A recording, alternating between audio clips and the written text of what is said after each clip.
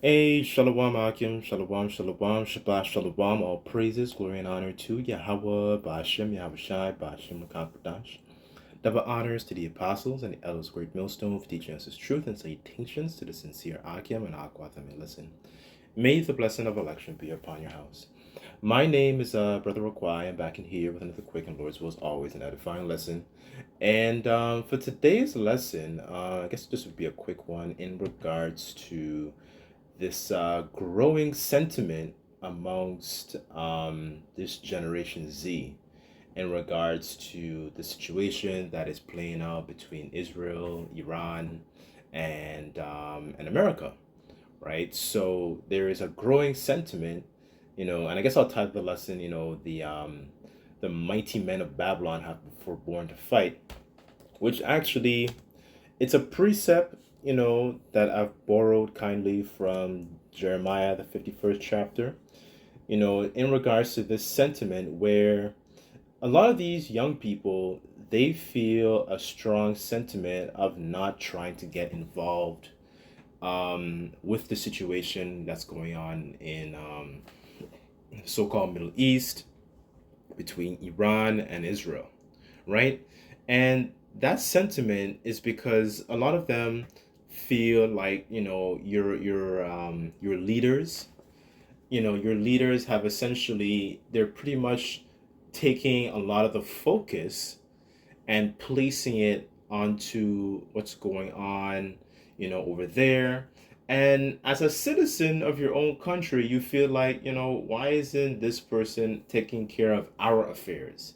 Why isn't this person thinking about, our welfare, our health, our economic situation, our future, right?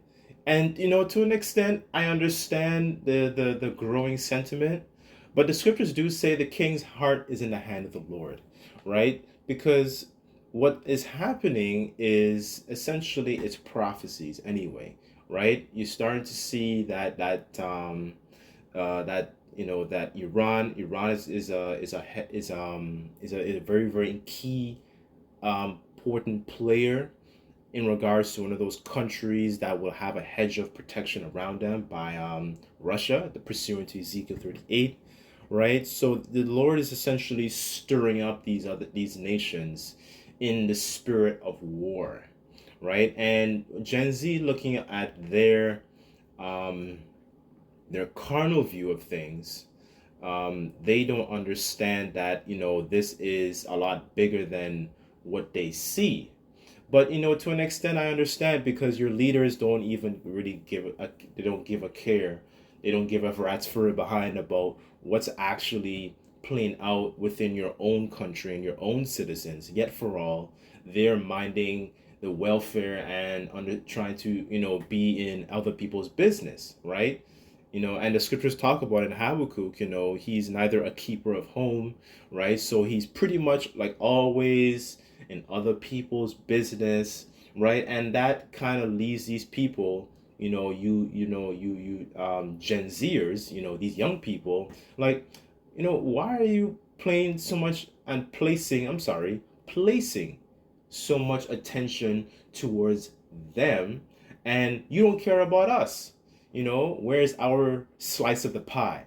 You know, where's our drink? Where's our, benefits? Right? So this is the kind of growing sentiment that's going on here. And another thing also, um, they don't want to get involved in a lot of this information. What is that information? I'm sorry. I meant to say they don't want to get involved in this calamity.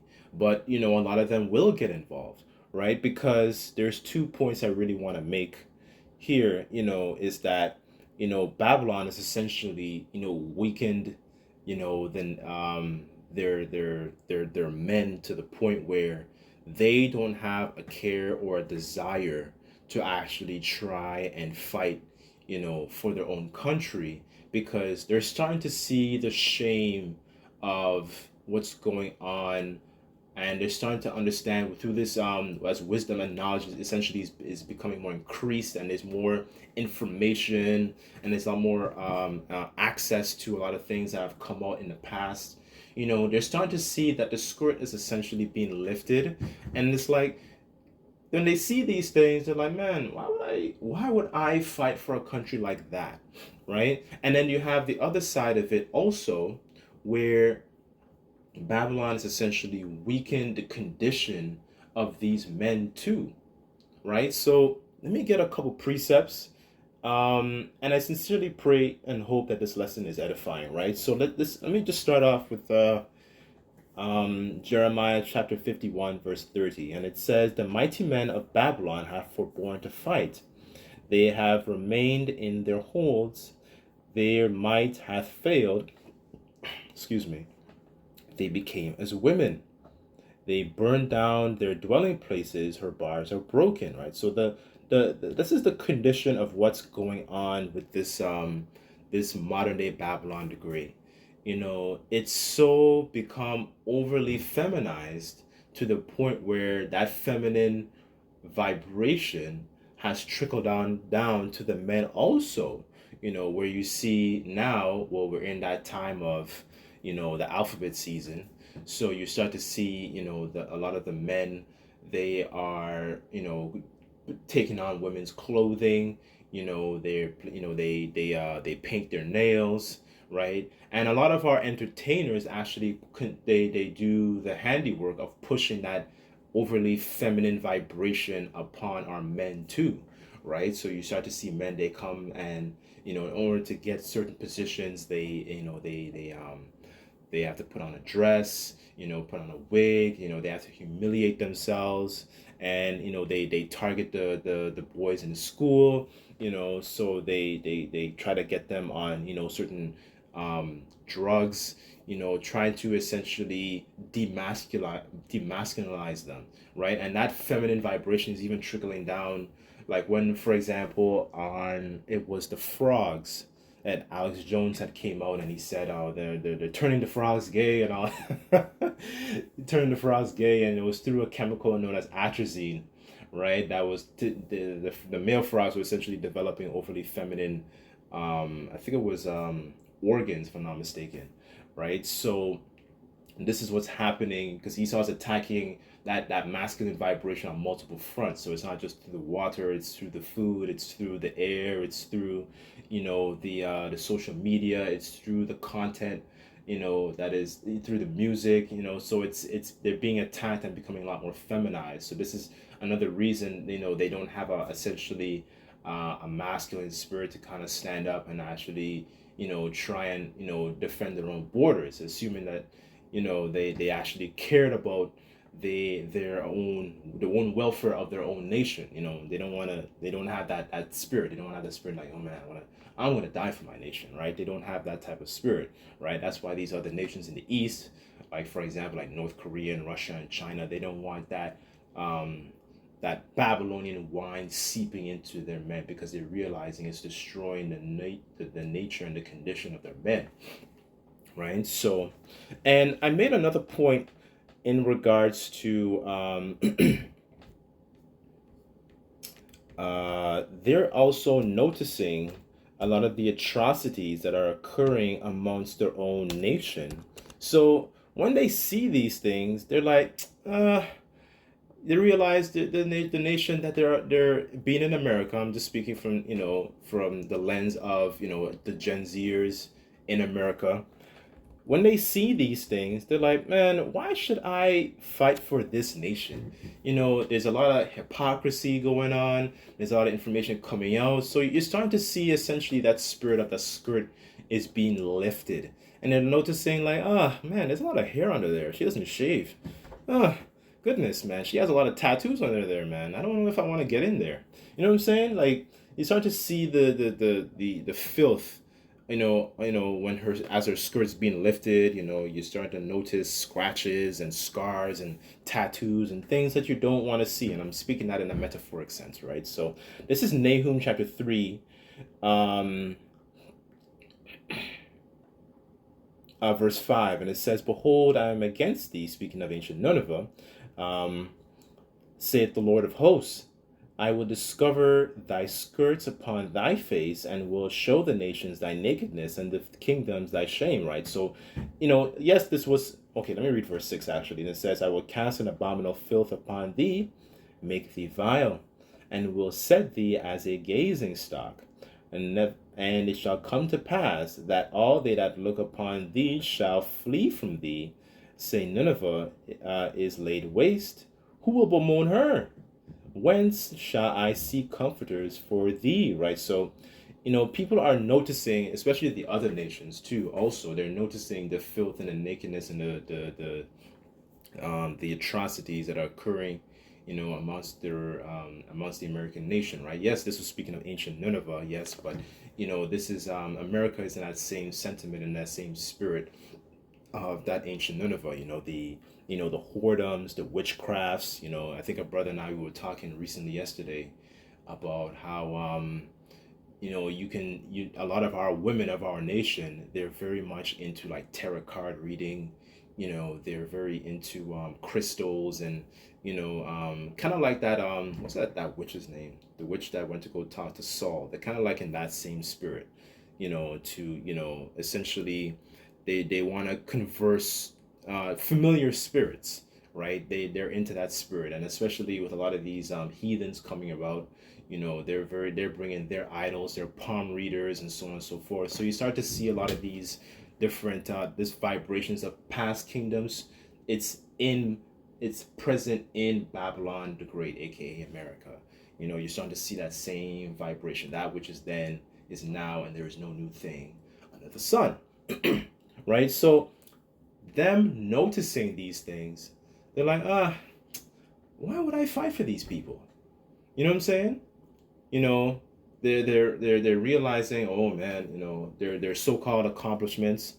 Even another example is what actually increased this distaste of actually trying to fight for their own nation was, them speaking out in regards to the the small hat people, and what's going on in Gaza with the Palestinians, right? And a lot of them, and speaking out from going from the students' perspective, a lot of them spoke in the mindset of, yo, we are trying to show more support for Palestine, right? And they're being essentially ridiculed for showing that type of support, because Trump has threatened a lot of these, students and universities, for showing that type of support, because we already know who his handlers are, right?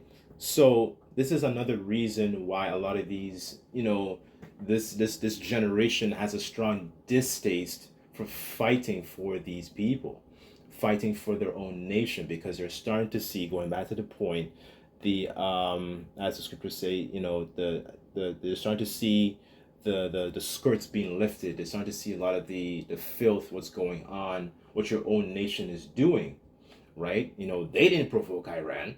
That's their mindset. We didn't provoke Iran. We want to be left out of this, right? But the other last part I want to hit with this lesson is the fact that even though they want to be left out of the equation, a lot of them are going to go to war and fight and die, right? Because the scriptures talk about a recompense. The scriptures talk about how it is a just thing in the eyes of the Lord to recompense tribulation to those that trouble you. And why am I saying this? I'm saying this because the welfare and the importance of the Israelite man and his sons are not seen as important in this society. When our sons go missing, there is no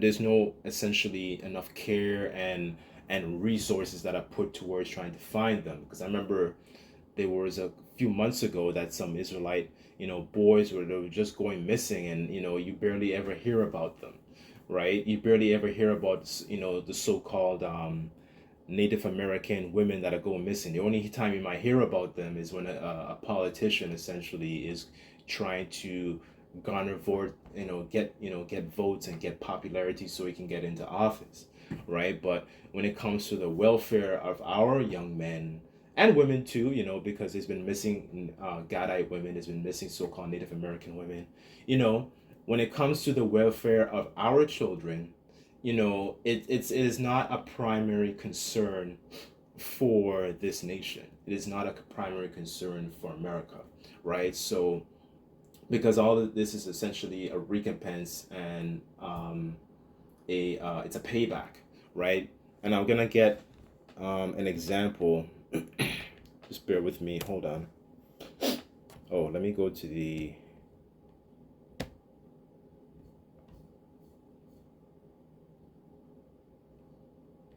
Apocrypha here. This is 2 Ezra 16, verse 33, and it says, "The virgins shall mourn, having no bridegrooms.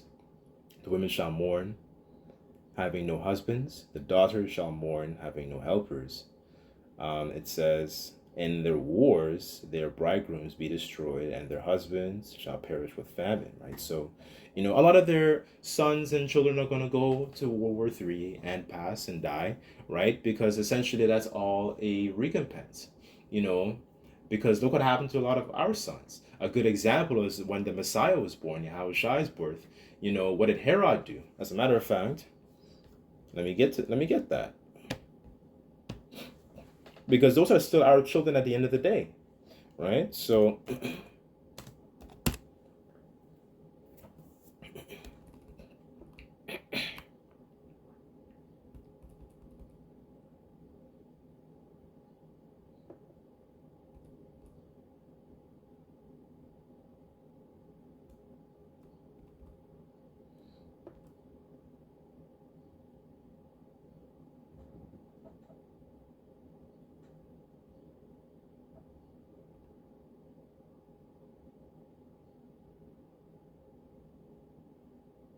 okay, I'll start at verse 1 and I'll jump down to 16. And it says, "And now when Yahushua was born in Bethlehem of Judea in the days of Herod the king, behold, there came wise men from the east of Jerusalem, saying, Where is he that is born King of the Jews? For we have seen his star in the east and come to worship him."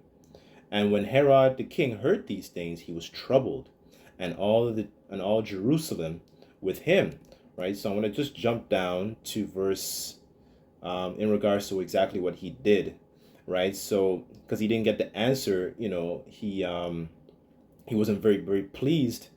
Because he was shaking in his boots in regards to the Messiah's birth. Right. So it says verse 16, and it said, "Then Herod, when he saw that he was mocked of the wise men, was exceeding wroth, and sent forth and slew all the children that were in Bethlehem, in all the coast thereof, from 2 years old and under, according to the time which he had diligently inquired of the wise men." Right. So he was so shaken in his boots that it's like, okay, I'm gonna kill all these children, right? These males, right? These these children here, right? So the point really is that, this is what happens. This is some of the things that, these nations have done to us, right? Because eventually, the Lord had, set it up in a way where they essentially, they fled into Egypt, right? But the point really is that, when it comes to the welfare of our children, you know, these other nations don't care. Let's just put it point blank and period. These other nations don't care. They rather would want to feminize us. They want to feminize the boys. They want to put us in, they want to, what's it called? Buck break. They want to essentially emasculate, and that's exactly their sentiment in the eyes of these other nations. This is what they want to do. They're afraid when the Israelite man is essentially in tune with his power, right? That is one of the things they're afraid of. And I'm sure even brothers can even attest to this too, because when you walk in an upright fashion and you have a very, you're on essentially like an austere look, these nations, they look at you like, man, they're kind of like afraid, and you're not even doing anything. It's just the presence alone, the spirit that is upon you. They're afraid. Revelation talks about, great fear fell upon them that saw them after that 3 days and a half, right? So, these other nations don't care about the welfare of our children. Let's just put it point blank and period, right? So going back to the real main point I wanted to hit is that recompense. That this is what happens to our children. Now your children are going to go into World War III, fight and die, right? Because these other nations, they touch the apple of the Lord's eye, right? Remember that. He that toucheth you, you touch the apple of his eye, right? So, that's pretty much the point. I kind of just wanted to hit. But there is that growing sentiment essentially is echoing amongst this young generation, and a lot of them are going to go there and lose their lives, right? So this is just all part of prophecy. That's another part they don't understand, right? So, but anyways, I sincerely pray and hope that this lesson was edifying. Just like to give all praises, glory, and honor to Yahweh, Ba'ashem Yahushai, Ba'ashem Kakodash. Double honors to the apostles and elders of Great Millstone for teaching us his truth. Until next time, I say Shabbat Shalom.